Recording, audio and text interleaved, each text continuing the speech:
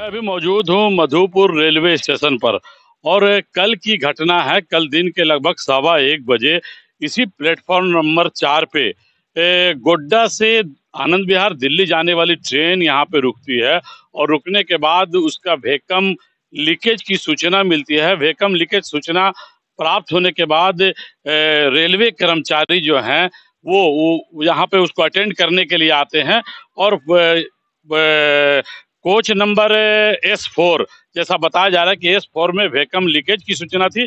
और उस लीकेज को ठीक करने के लिए कोई सब मंडल थे, सुभाष मंडल जो रेलवे कर्मचारी है वो वेकम लीकेज को ठीक करने के लिए आप पहुंचे थे।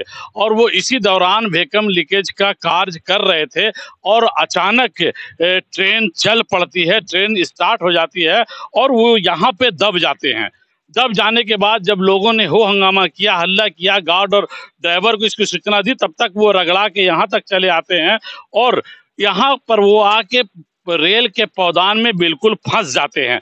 और फंस जाने के बाद लगभग आधे घंटे तक उनकी स्थिति यही रहती है और कोई उनको निकालने वाला नहीं होता है। ये लापरवाही रेलवे की जो कल देखने को मिली है। हम बताते चले कि कैबिन में जहां से रेल के सिग्नल को ऑपरेट किया जाता है, रेल के परिचालन की को कमांड किया जाता है, लेकिन क्या वजह है कि जब एक रेल कर्मचारी यहाँ पे काम कर रहे हैं और वैसे में ट्रेन की सिग्नल दे दी जाती है बिना किसी सहमति के और ट्रेन चल पड़ती है और एक रेलवे कर्मचारी की मौके वारदात पर मृत जैसी हालत हो जाती है। और उसके बाद आधे घंटे बाद इसको यहाँ से उठाकर रेलवे अस्पताल ले जाया जाता है, जहां वो लगभग डॉक्टर की लापरवाही और डॉक्टर नहीं रहने के कारण यहाँ पर भी उनको ऑक्सीजन की व्यवस्था नहीं की गई। इस वजह से उनकी मृत्यु दर्दनाक तरीके से छटपटा कर हो जाती है। ऐसे में एक बड़ा सवाल खड़ा होता है कि क्या रेलवे के जो अधिकारी हैं, खास करके DRM, अगर DRM को सूचना मिलती है कि मधुपुर में कोई नृत्य का कार्यक्रम है, स्कॉट में कोई नाच गाने का कार्यक्रम है, तो DRM आनंद फानन में मधुपुर आ जाते हैं और कार्यक्रम में नाच गाने में शरीक होते हैं। लेकिन जब सुरक्षा की बात आती है, जब रेलवे में सुरक्षा का सवाल खड़ा होता है, ट्रैक की बात होती है और मरम्मती की बात होती है, विकास कार्यों की बात होती है, तो ना DRM के कानों में जू रेंगती है और ना तो उच्च अधिकारियों की। कभी भी यहाँ के कर्मचारियों की सुरक्षा को लेकर DRM कभी ध्यान नहीं देते हैं। ऐसे में सवाल ये खड़ा होता है, क्या ये जो घटना, दर्दनाक घटना घटी है, इसके लिए सिर्फ यहाँ के अधिकारी दोषी नहीं है, बल्कि सीधा सीधा आसनसोल रेल के DRM इसके लिए दोषी है, जिन्होंने सेफ्टी को लेकर कभी भी कोई कार्यक्रम मधुपुर में नहीं किया। सिर्फ और सिर्फ वो ये चाहते हैं कि यहाँ पे कैसे यहाँ अर्निंग हो, यहाँ ज्यादा से ज्यादा कैसे इस स्टेशन को में अर्निंग किया जा सके, इनकी चिंता उन्हें होती है। हम बताते चले कि मधुपुर एक मॉडल स्टेशन के रूप में बहुत पहले से मधुपुर को मॉडल स्टेशन का दर्जा दिया जा चुका है। यहाँ जब हम आधुनिकीकरण की बात करते हैं कि रेल आधुनिकीकरण हो रहा है, सिग्नल सिस्टम आधुनिकीकरण हो रहा है, यहाँ की तकनीक और बेहतर हो रही है, ऐसे में कर्मचारी की दबकर मौत हो जाना रेल प्रशासन पर और रेल के तकनीक पर एक बड़ा सवाल खड़ा करता है। और ये घटना घट जाने के बाद भी DRM आसनसोल एक जांच कमेटी गठित कर देते हैं और जांच कमेटी वो जांच कर रही है। लेकिन जिनके परिवार की मृत्यु हुई है, जिस कर्मचारी की मृत्यु हुई है, उसकी सूद लेने के लिए ना तो DRM मधुपुर आते हैं और ना उनके परिवार वालों से कोई संपर्क करते हैं। ये अपने आप में बहुत ही गंभीर मामला है। हम बात करते चले कि मधुपुर रेलवे स्टेशन में तो एक घटना घटी है, लेकिन ऐसे लापरवाह अधिकारी और ऐसे कर्मचारी, अगर ऐसे रेल को चलाने वाले लोग अगर यहाँ पर मौजूद रहेंगे तो किसी दिन और बड़ी घटना यहाँ घट सकती है।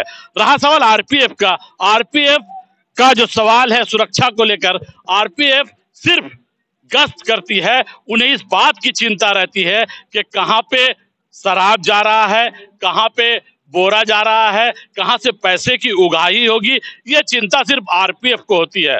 तो सवाल ये खड़ा होता है, एक तरफ RPF, एक तरफ AN जिनकी एएन का ऑफिस बगल में है और एएन का कोई पता नहीं है, जबकि उनको एक एक चीज को निगरानी से देखना है। लेकिन ये लापरवाही जो दिख रही है, एएन का ऑफिस बगल में है, आरपीएफ के लोग बगल में हैं, यहाँ पर सेंट्रल केबिन है और इन सारे लोगों के रहने के बावजूद जब मजबूत तकनीक की बात हम करते हैं, ऐसे में ये एक बड़ा हादसा, दर्दनाक हादसा मधुपुर के लिए, मधुपुर रेल कर्मचारियों के लिए एक दुखद हादसा, बहुत बड़ा सवाल रेल प्रशासन पर खड़ा कर रहा है कि क्या मधुपुर सिर्फ चरागाह है उन अधिकारियों के लिए? क्या सरकार उन्हें लाखों लाख रुपया इसीलिए तनख्वाह देती है कि वो चैन की नींद सोएं और उगाही करें और अपना जेब गरम करें, ना कि सुरक्षा का ख्याल करें? इसको लेकर हमने कल भी खबर चलाया था और आज देख सकते हैं कि जिस प्लेटफॉर्म को तोड़कर यहाँ से सुभाष मंडल को निकाला गया था, वो आज इसका मरम्मती का कार्य चल रहा है। कुछ कर्मचारी है जो यहाँ पे काम कर रहे हैं, इसको भरने का काम कर रहे हैं। क्या नाम है आपका? संजय कुमार राम। तो ये कल इसको तोड़ा गया था, हाँ, आज इसको आप लोग बना रहे हैं? हम लोग IW स्टाफ हैं। तो कितना दूर तक तोड़ा था? इतना दूर तक? हाँ, यहाँ तक तोड़ के। क्यों तोड़ा गया था इसको? वो फंस गए थे इसमें। कौन? सुभाष मंडल जी। सुभाष मंडल जी फंस गया? हाँ। क्या किस पद पर थे कर्मचारी? वो सीनियर टेक्नीशियन थे CNW में। CNW के सीनियर टेक्नीशियन हाँ, थे। हाँ। कैसे फंस गए थे वो? वो भैकम तो कहीं लीकेज कर रहा था, उसको ठीक करने के लिए उतरे थे, इसी में गाड़ी खींच लिया और जिसमें वो रगड़ाते हुए यहाँ तक चले आए, तो इस दोनों के ये कॉपलिंग है, इसके बीच में वो फंस गए। तो फंसने के दौरान नहीं निकल पा रहे थे, इसलिए इसको तोड़ के उनको बाहर निकाला गया। तो देख सकते हैं कि क्या स्थिति है। काम करने आए थे वो, इसलिए वो ये भैकम को ठीक करने आए थे ताकि ढंग से रेल चल सके, ढंग से यात्री अपने गंतव्य तक पहुंच सके, ढंग से यात्री सुरक्षित ढंग से अपने स्थान तक पहुंच सके, इसलिए वो आए थे कि भैकम ठीक हो। लेकिन क्या पता था कि रेल की लापरवाही से उनकी जान चली गई। आज रेल का जो लापरवाही दिखा है, ये अपने आप में बहुत बड़ा सवाल खड़ा कर रहा है मधुपुर के लिए। अपने सहयोगी रामचंद्र झा ने कल खबर चलाया था प्रमुखता से और दिखाया था रेलवे अस्पताल में कि क्या स्थिति थी, किस दर्दनाक तरीके से बिना ऑक्सीजन के, बिना इलाज के उनकी जान चली गई इस हादसे के बाद। अब सवाल ये खड़ा होता है कि ऐसे दर्दनाक घटना के लिए दोषी कौन है? क्या एएन, क्या रेल प्रशासन, क्या लोको पायलट, क्या गार्ड या ड्राइवर? ये सारे लोगों पर सवाल खड़ा होता है कि आखिर दोषी रेल प्रशासन किसे बनाएगी? अपना जवाबदेही, अपना पल्ला झाड़कर किसे बलि का बकरा बनाया जाएगा और किसको दोषी बना दिया जाएगा? लोग सिर्फ अपना पल्ला झाड़ते हैं। आखिर डॉक्टर पे, वैसे भ्रष्ट डॉक्टर पे जो समय पर रेलवे अस्पताल में अपनी ड्यूटी नहीं निभाते हैं, क्या उनकी जवाबदेही कम नहीं थी? क्यों वो लापरवाह के तरीके से रेल अस्पताल से गायब थे?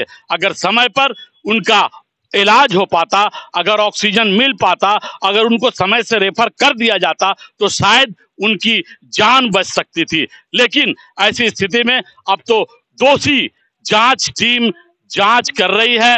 रात में भी जांच टीम आई थी और जांच करके गई है। अब देखते हैं कि आखिर ये जांच टीम किस ओर जाती है और किसे बलि का बकरा बनाया जाता है। मैं अपने सहयोगी रामचंद्र झा के साथ Prince Ahmad, news line, Madhupur.